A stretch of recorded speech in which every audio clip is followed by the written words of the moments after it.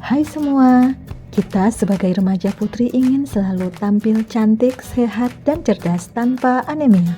Untuk itu, yuk simak video ini sampai selesai ya. Apakah kalian tahu apa itu anemia?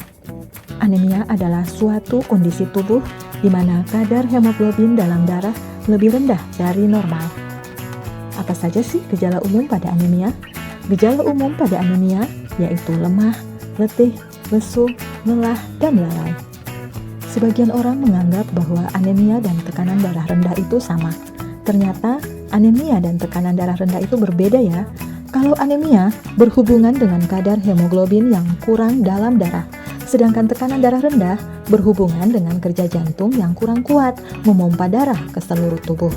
Perbedaan lainnya yaitu kalau anemia dilakukan melalui pemeriksaan darah, sedangkan tekanan darah rendah dilakukan dengan pemeriksaan menggunakan alat ukur atau yang disebut tensi yang dipasang di lengan.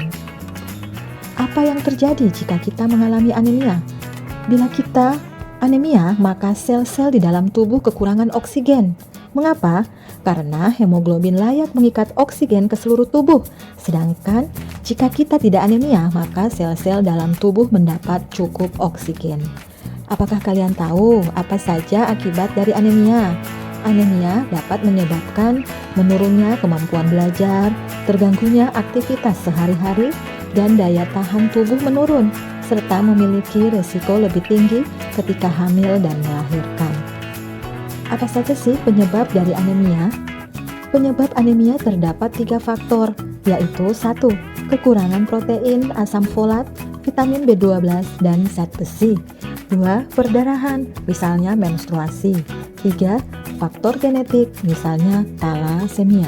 Biasanya penyebab anemia pada remaja putri yaitu kekurangan zat besi. Apakah remaja putri beresiko mengalami anemia? Ya, remaja putri mengalami resiko anemia karena beberapa faktor, yaitu 1. Kebutuhan zat besi yang tinggi pada masa pubertas. 2. Kehilangan zat besi karena perdarahan selama menstruasi. 3. Kebiasaan makan yang kurang baik, seperti kurang asupan zat besi. Bagaimana sih cara mencegah anemia? Cara mencegah anemia yaitu kita harus mengkonsumsi protein hewani dan protein nabati. Mengkonsumsi tablet tambah darah sesuai anjuran, yaitu 1 kali dalam seminggu. Selain itu, mengkonsumsi buah yang kaya akan vitamin C untuk membantu penyerapan zat besi. Ini merupakan beberapa contoh bahan pangan zat besi dari sumber hewani maupun nabati. Zat besi hewani diserap lebih baik dibandingkan dengan zat besi nabati. Untuk remaja putri, bagaimana sih cara mengkonsumsi tablet tambah darah?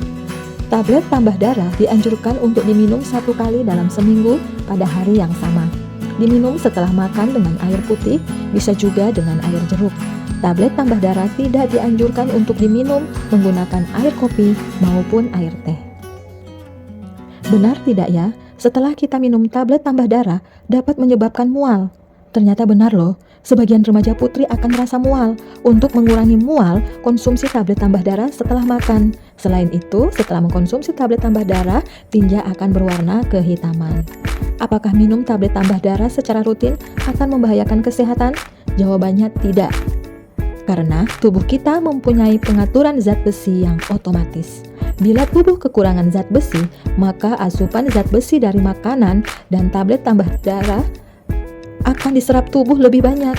Sedangkan apabila tubuh cukup zat besi, penyerapan zat besi akan lebih sedikit. Zat besi yang berlebihan akan dikeluarkan oleh tubuh melalui tinja. Itu sebabnya saat kita meminum zat besi, tinja akan berwarna kehitaman.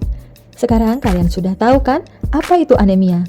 Bila remaja putri terkena anemia, maka kemampuan belajar dan kegiatannya akan terganggu. Penyebab utama anemia yaitu kurangnya asupan zat besi. Remaja putri beresiko mengalami anemia.